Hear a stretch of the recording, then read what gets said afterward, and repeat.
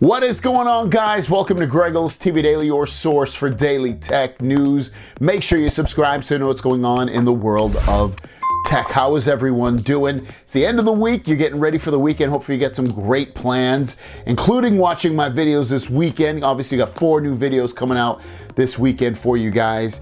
But beyond that, kind of a slow tech news day. We did get 2 news stories. They're both kind of interesting. And then we get a bunch of questions for you guys. But without further ado, let's do the tech news. First story of the day has to do with Google Messages on your Galaxy phone. And I'll be honest with you, it's really almost every Android phone, not just Galaxy phones. Just throw in the Galaxy part because to help with my algorithm, really, to be honest with you. But still, this update is going to be coming out to basically all the Android phones if you use Android/Google Messages, which is their text messaging app. This one right here, that little blue one right there, that one. You get some cool new features coming, and this is coming straight from Google. Google is telling us a bunch of stuff. So the first one is that you can get better reactions now, meaning when iPhone users give you a reaction to a text message of some sort or an emoji or something like that, it's gonna automatically show through with the emoji. So you no longer will you be like, oh, Jim loved your message. Like, it's not going to spell it out for you. It's literally going to show the reaction that they put on the iPhone side to you. So enough of the iPhone reactions. Those will be a lot better now with Google Messages coming out soon with this update. Next is going to be, you're going to be able to share better quality videos to iPhone users as well. So what's going to happen is if you send them a video, basically, it's going to automatically send that person on iPhone. You can send standard quality, but ultimately it'll upload it to Android or Google Photos for you and send the iPhone person a link so they can watch a really high quality version of it. Now, it's still not as good as just sending the video, but still not that bad, I guess, at the end of the day. You can keep your messages organized now. So now you're gonna have 2 tabs at the top, one for personal, one for business, and another one for all. I like this because you get messages from businesses and you're like, I don't want to see that. So now it's going to be, Google Messages will be smart enough to split them in between the 2. Or again, you can just go back to all and see everything, and that'll sit up at the top.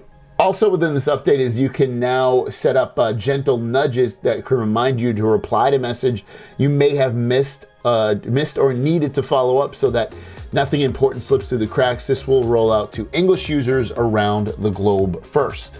Also, birthdays. If you have the person's birthday in your device's contact app, you'll get a reminder when you go to chat with that person on the day of their birthday, letting you know that they have a birthday, or it'll just pop up even before you go into the message itself as well. So a nice handful of updates / features coming to Google Messages very, very soon. Can't wait. It's the one I use. I've been using Google Messages for years now. I don't even know how many years. Basically, since the time it came out.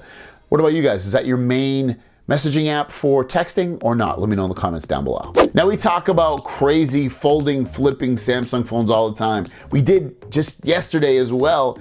And we have another one today, potentially, that will come out in the future of the Galaxy Z Fold, Z Flip line. And this one might even be crazier than the one from yesterday.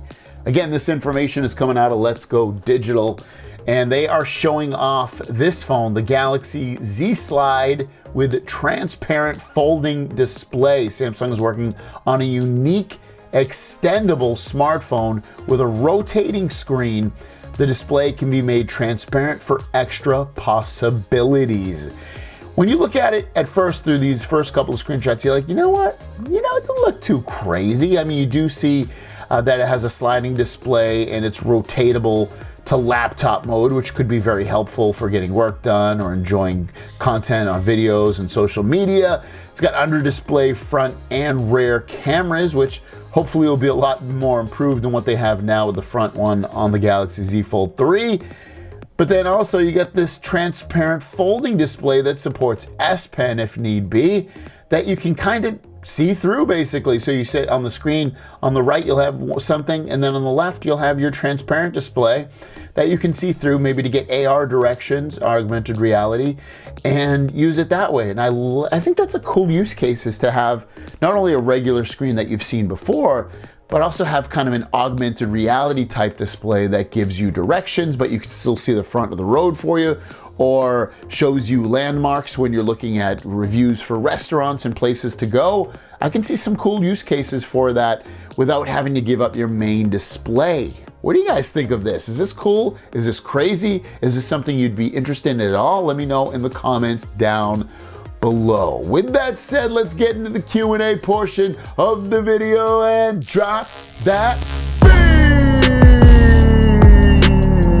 JR Cunin says, question, with your Z Fold 3, do you also have to jump through hoops to answer your phone calls? If the phone is locked, I have to go and completely unlock the phone and then pull down to get to the notification screen to pick up. If I'm already on a call, I still pull the notification to be able to never have this issue with other phones. No, I don't have that issue at all. I don't have to pull anything down and do anything too crazy. I can just answer it. So it sounds like you probably have your notifications set to brief. So if you go into settings and then go into notifications, and then you're gonna see this, you can see brief or detailed. I choose detailed. I'm thinking that's probably why you're having to do a little bit more extra hoops. Change it to detailed. So Navin is talking about he got a credit because they increased the price of the trade-in value. He's asking me, the question is, when is this phone going to be shipped? There had been a delay on the shipment. I've answered this question a bunch for you guys. I don't know when they're gonna ship it. They're seemingly delayed. We talked about them being delayed. When exactly yours is gonna ship, I don't know, unfortunately. Abby Smink says, if I have a S22 Ultra unlocked on Verizon, do my updates come from Samsung or from Verizon? Still haven't gotten the first updates, LOL. It's the updates, so when you get your updates, they should be pushed through from Samsung, but it has to do with the carrier, if that makes sense. So they're not gonna push you an update on Verizon if Verizon hasn't authorized the update just yet.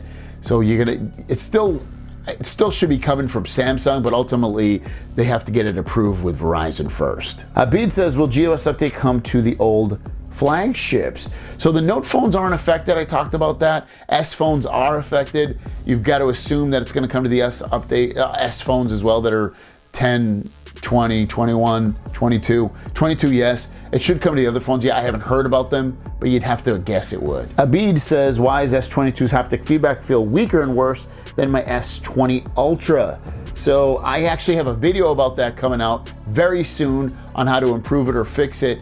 So just wait. Khalid says, thanks for the informative videos. 2 questions. What is the actual RAM on the S22 Plus? How effective is the virtual RAM on the S22 series compared to actual RAM? Take care. So the S22 and S22 Plus max out at 8 gigabytes of RAM or 8,000 megabytes.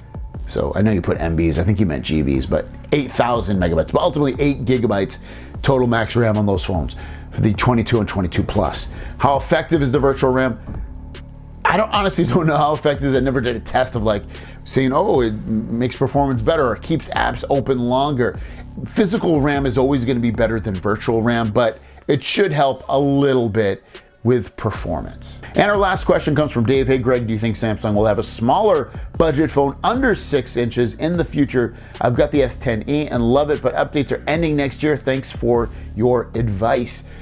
That's a great question. Smaller phones seem to be on the, they were obviously smaller phones. 6 inches years ago was a big phone.